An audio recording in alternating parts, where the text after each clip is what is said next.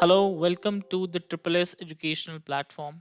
My name is Saksham Maria, and I welcome you all again in this series in which we are discussing the science most important questions. बहुत सारे questions हमने discuss कर लिए हैं जो कि previous year different different kind of examinations में पूछे गए हैं। उसी सीरीज को हम लोग आज कंटिन्यू कर रहे हैं और इस वीडियो में हम उन क्वेश्चंस को डिस्कस करेंगे जो जेकेएसएसबी ऑलरेडी पूछ चुका है प्रीवियस एग्जाम्स में, और आगे भी वो पूछ सकता है या उससे रिलेटेड कुछ चीज़ें पूछ सकता है, उसके बारे में थोड़ा सा डिस्कस करेंगे।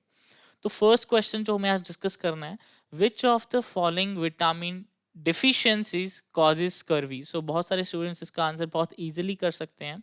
अब विटामिन की जब हम लोग बात करते हैं तो उसमें दो टाइप के आते हैं, एक आते हैं हमारे फैट सॉल्यूबल और एक आते हैं वाटर सॉल्यूबल। फैट सॉल्यूबल जो होते हैं ये होते हैं ए, डी, ई एंड के। और ए, डी, ई एंड के इसको आपको याद रखना है कि ये चार जो हैं ये हैं फैट सॉल्यूबल। इसके अलावा बाकी जितने भी हैं वो हैं वाटर सॉल्यूबल। अब वाटर सॉल्यूबल में सबसे मेन हमें कंफ्यूजन होती है जो बी वाले हमारे पास विटामिन आते हैं, B1 2 3 5 6 7 9 एंड 12। इनके जो केमिकल नेम्स हैं उसमें थोड़ा सा हमें कंफ्यूजन होती है। तो इसके लिए हम कुछ राइम या कुछ इस तरीके से हम इसको लर्न कर सकते हैं कि हमारे पास कौन सा होता है, B1 2 3, देन 4 नहीं होता, देन 5 6 7, देन 9 एंड 12। और इसको हम कुछ इस तरीके से याद कर सकते हैं, TRN, PP, B and then F।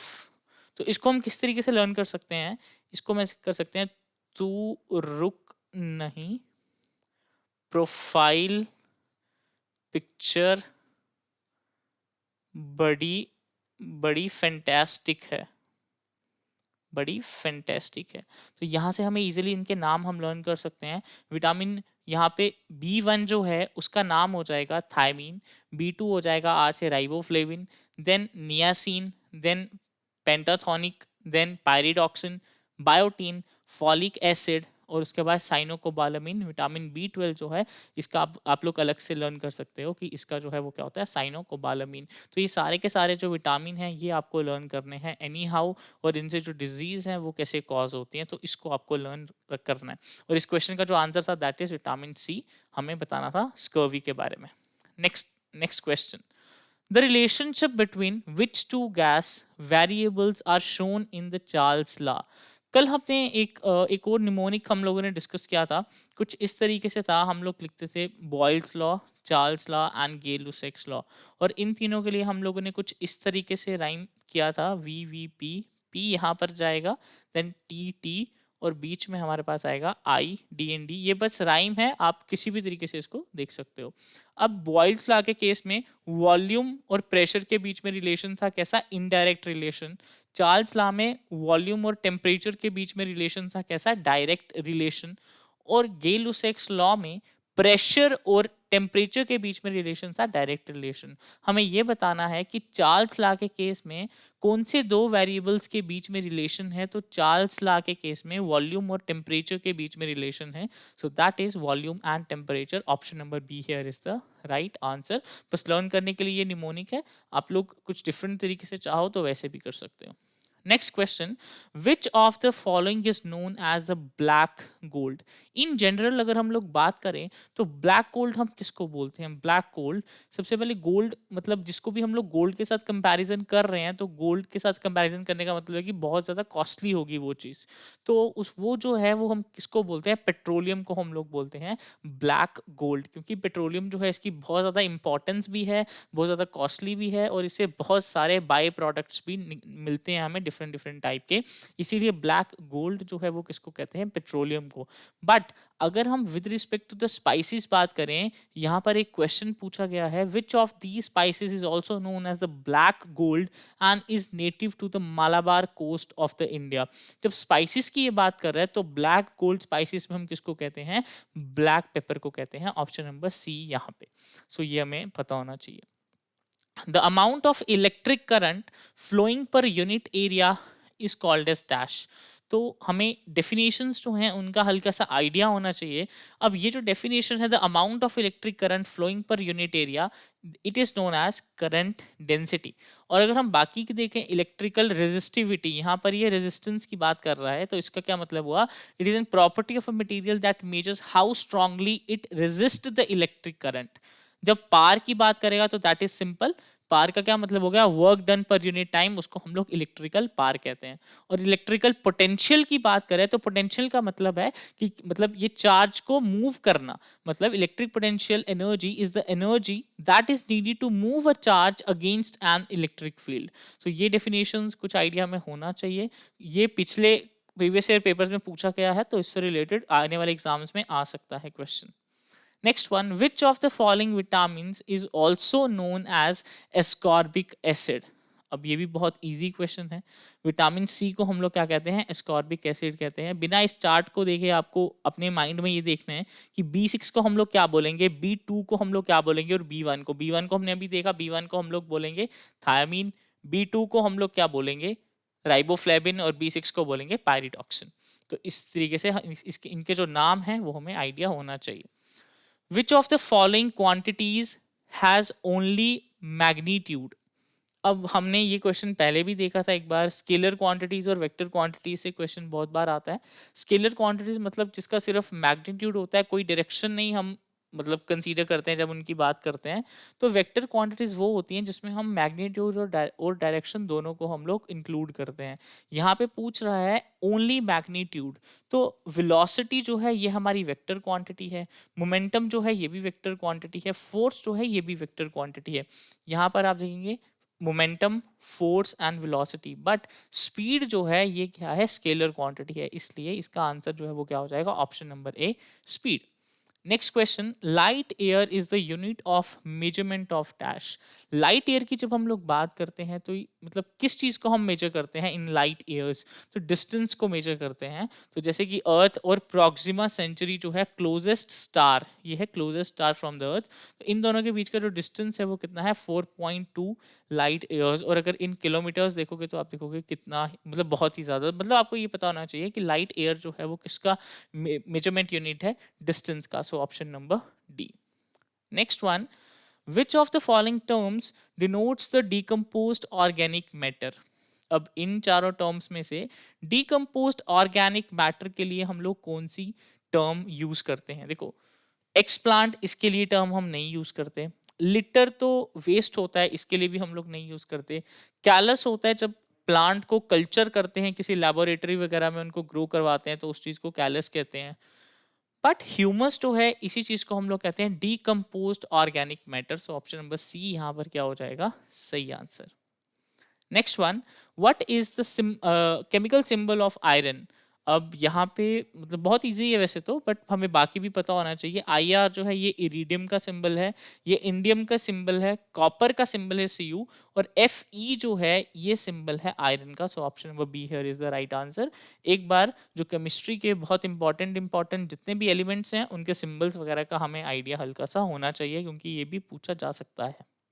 Next one, mole is the SI unit of dash. अब एसआई यूनिट की हम लोग बात कर रहे हैं, थर्मोडायनेमिक टेम्परेचर की जब बात करते हैं तो इसका एसआई यूनिट होता है केल्विन। ल्यूमिनस इंटेंसिटी की बात करते हैं तो इसका एसआई यूनिट होता है कैंडेला। इलेक्ट्रिक करंट की बात करते हैं तो इसका एसआई यूनिट होता है ampere. But amount of substance जो है ये इसका एसआई यूनिट क्या होता है, इसका होता है mole. So option number C here is the right answer. Next one, in which continent is ozone hole found for the first time?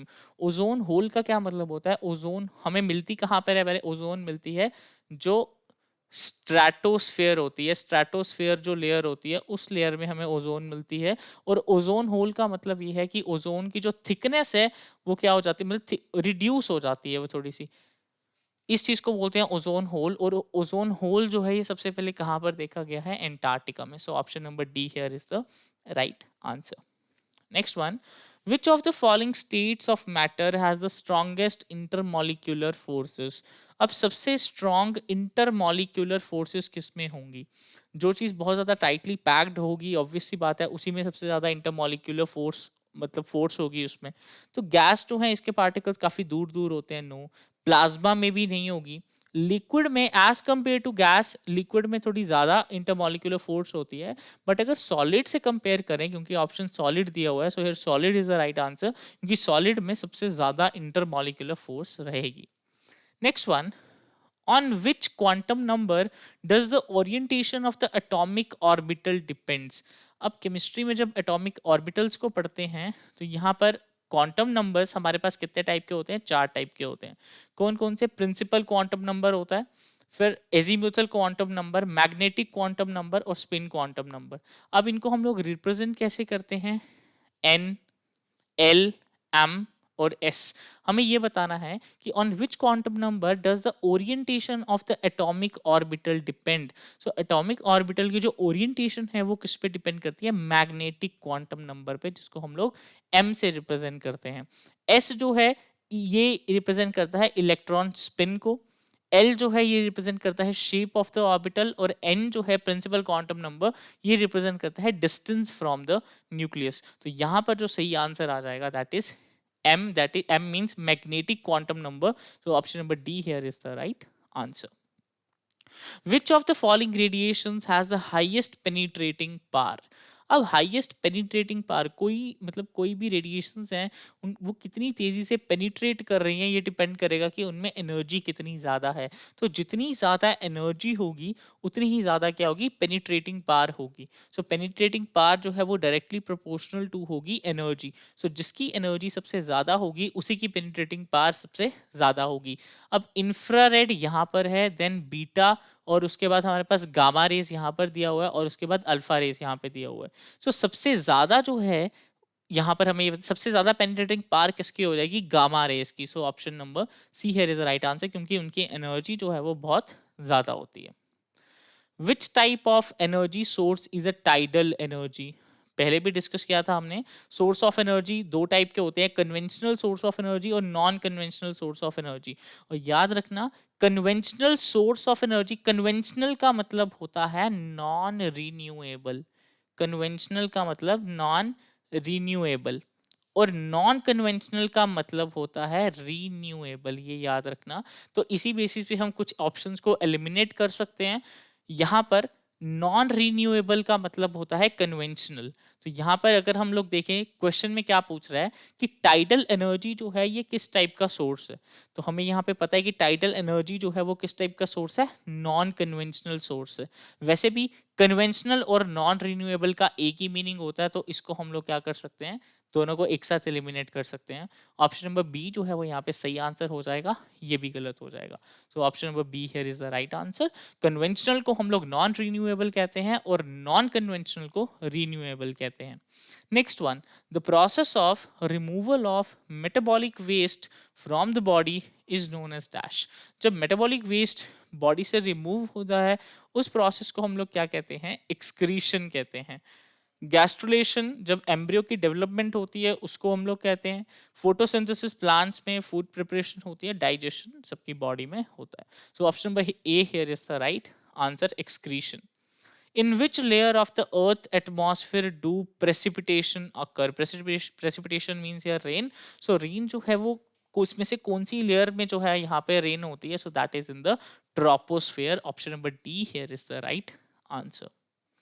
Next question, which of the following devices is used to measure potential difference between 2 point in a circuit? Potential difference measure करने के लिए हम जिस instrument को use करते हैं उसको कहते हैं volt meter. Option number C here is the right answer, volt meter को। पिक्नोमीटर को डेंसिटी के लिए यूज करते हैं, एम मीटर को हम लोग करंट को मेजर करने के लिए, और गैल्वेनोमीटर को यूज करते हैं जिससे हम लोग करंट का मैग्नीट्यूड और करंट की डायरेक्शन दोनों का पता कर सकते हैं। सो option number C here is the right answer, volt meter. Next question, which of the following quantities is conserved in the Bernoulli's theorem? So जब भी कंजर्वेशन की बात आती है, जैसे आइंस्टाइन इक्वेशन की हम लोग बात करते हैं या बर्नौलीज थ्योरम की हम लोग बात करते हैं, तो जो चीज कंजर्व्ड होती है दैट इज एनर्जी, क्योंकि energy can not be created, energy can not be destroyed. Energy जो है वो ट्रांसफॉर्म होती है from one medium to another medium. So option number B जो है ये सही आंसर होगा, क्योंकि यही एनर्जी जो है यही कंजर्व्ड रहती है। Next one, Which of the following group of animals get nutrition by feeding on both plants and animals? बहुत easy question है, हमें ये बताना है कि उन organisms को हम लोग क्या कहते हैं. So that is omnivores. ये बहुत इजी लग सकता है आपको क्वेश्चन, और ये पूछा भी गया है प्रीवियस ईयर एग्जाम्स में. सो option number be here is the right answer. Omnivores हम उनको बोलेंगे जो दोनों टाइप के ऑर्गेनिजम्स पे फीड करेंगे. ऑटोट्रॉप्स जो अपना खाना खुद बनाएंगे जैसे प्लांट्स प्रोड्यूसर्स. हर्बीवोर्स जो सिर्फ प्लांट्स पे फीड करेंगे. और कार्निवोर्स मतलब जो लिविंग थिंग्स पे, लाइक जो एनिमल्स वगैरह पे फीड करेंगे उनको बोलेंगे कार्निवोर्स. नेक्स्ट वन, ह्यूमंस भी जो हैं वो ऑमनीवोर्स की कैटेगरी में आ जाते हैं. Next one, which of the following vitamin deficiency causes scurvy. अब ये डिजीज पे क्वेश्चन है, पता होना चाहिए. ये तो सिंपल है, विटामिन मतलब किसकी डेफिशिएंसी से स्कर्वी होगा, तो that is because of deficiency of vitamin C. Next one, the relationship between which two gas variables are shown in the Charles law. अब जब हमने लॉस की हमने पहले भी बात करी, तो लॉस को हम लोग किस तरीके से करते हैं. यहाँ पर चार्ल्स लॉ के केस में किस किस किस के बीच में जो है वो रिलेशन हमें देखने को मिलता है, टेम्परेचर और वॉल्यूम के बीच में. और किस तरीके का रिलेशन यहाँ पे देखने को मिलता है, यहाँ पे डायरेक्ट रिलेशन हमें देखने को मिलता है, डायरेक्टली प्रोपोर्शनल होते हैं एक दूसरे के. Next one, earthworms are an example of dash. earthworm किसके एग्जाम्पल्स हैं? प्रोड्यूसर के तो नहीं है, क्योंकि प्रोड्यूसर्स उनमें फोटोसिंथेसिस होती है, अपना फूड खुद बनाते हैं. फाइटोप्लैंक्टन भी नहीं है, ये जनरली वाटर बॉडीज के अंदर प्रेजेंट होते हैं. फाइटोप्लैंक्टन्स कुछ ऐसे छोटे ऑर्गेनिजम्स होते हैं जो फोटोसिंथेसिस कर सकते हैं. ऑटोट्रॉफ्स भी नहीं है, क्योंकि ऑटोट्रॉफ्स अपना फूड खुद बनाते हैं. बट डेट्राइटिवोर्स की कैटेगरी में हम इनको बोलते हैं कि ये डेट्राइटिवोर्स की एक यहाँ पे एग्जाम्पल है, क्योंकि अर्थवॉर्म जो हैं वो जो डेड मैटर होता है उसके ऊपर फीड करते हैं. Next one, which of the following conventions is related to ozone layer protection. इन चारों में से वो कौन सी कन्वेंशन है जो ओजोन लेयर के रिगार्डिंग है, जिसमें ओजोन लेयर की प्रोटेक्शन की बात हुई है. So that is the Veena convention. Veena convention जो है ये मतलब सबसे अर्ली कन्वेंशन थी एक, जिसमें ओजोन लेयर प्रोटेक्शन की बात हुई थी. बाकी कन्वेंशंस जो हैं ओजोन लेयर की प्रोटेक्शन के लिए वो बाद में आई थी, उनके बारे में बाद में बात हुई थी. तो इसलिए कन्वेंशंस जो हैं इनको ध्यान से पढ़ना. एक वीडियो है जो इन्वायरमेंट का सीरीज है, मतलब इन्वायरमेंट सेक्शन का सीरीज है जो ट्रिपल एस इस पे यूट्यूब चैनल पर, वहां पर एक वीडियो है स्पेसिफिकली जिसमें सारी की सारी कन्वेंशंस को डिस्कस किया हुआ है. आप इस वीडियो को एक बार देख सकते हैं, उसमें आपको सारी अराउंड 10 to 15 कन्वेंशंस जो है वो वहां पर दिख जाएंगी. Next one, isotones is defined as the atoms of different elements containing the same number of dash. यहाँ पे हमें पूछ रहा है आइसोटोन्स के बारे में. देखो तीन चीजें होती हैं, एक होता है आइसोटोप, एक होता है आइसोबार, एक होता है आइसोटोन.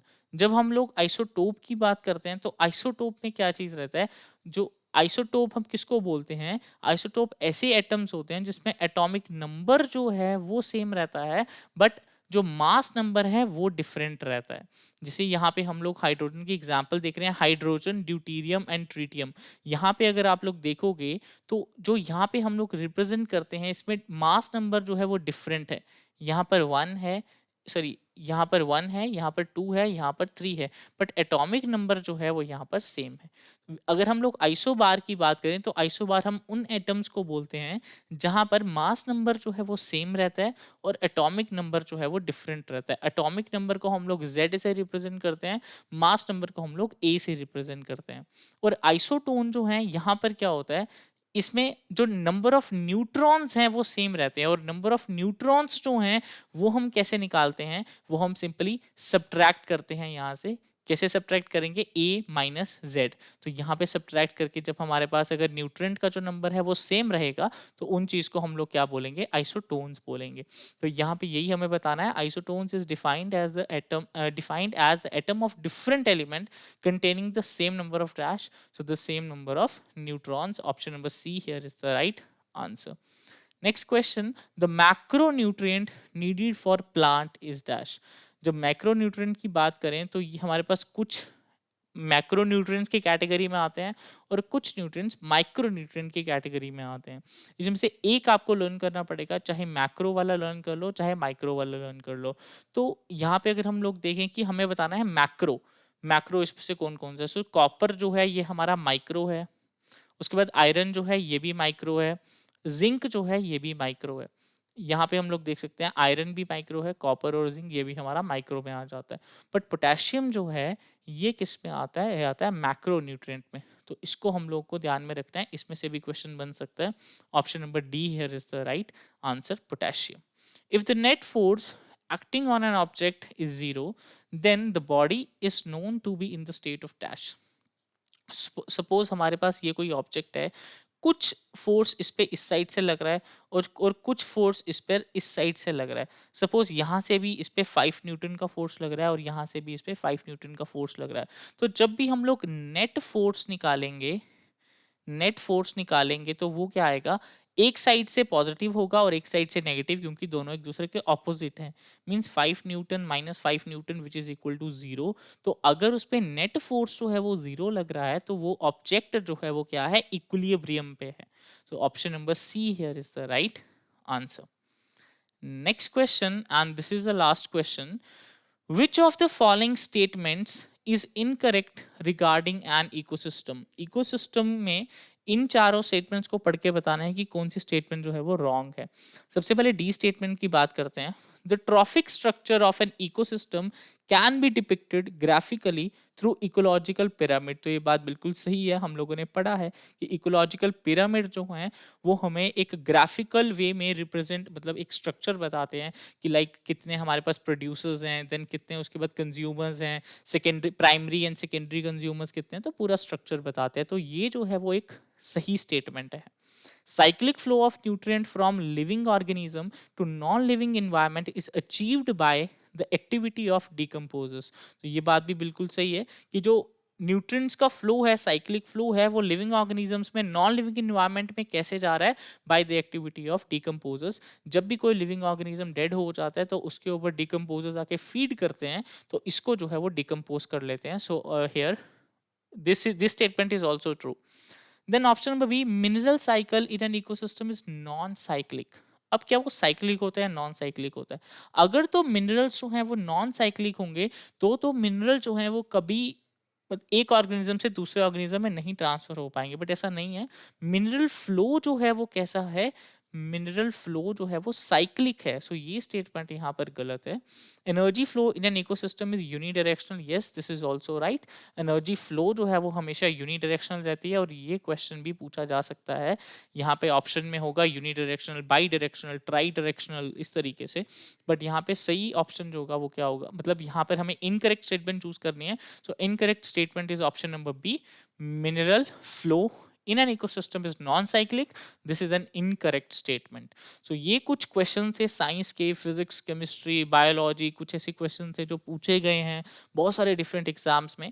तो हो सकता है इसमें से भी कुछ क्वेश्चंस रिपीट हो जाएं, या फिर हो सकता है इन्हीं को घुमा के या इनसे रिलेटेड कुछ मिलते जुलते क्वेश्चन हमारे अपकमिंग जीके एसएसबी के एग्जाम्स में पूछे जा सकते हैं। सो ये थी हमारी सीरीज जहाँ पे हमने बहुत सारे क्वेश्चंस को डिस्कस किया होगा। आई होप आप लोगों को कुछ ना कुछ बेनिफिट इस सीरीज ने दिया होगा।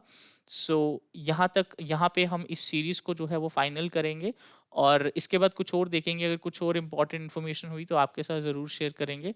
So this is for this particular series. और जो इन्वायरमेंट का मेरा वीडियो है, मतलब प्रॉपर सीरीज़ है, उसका जो पीडीएफ है वो SSS के टेलीग्राम ग्रुप पे शेयर हो गया है। आप लोग वहाँ से उसका पीडीएफ ले सकते हैं और वहाँ से मतलब ज़्यादा से ज़्यादा बेनिफिट वहाँ से ले सकते हैं। और ज़्यादा से ज़्यादा क्वेश्चंस को अटेम्प्ट करो और अच्छे से तैयारी करो। So all the best, bye, take care.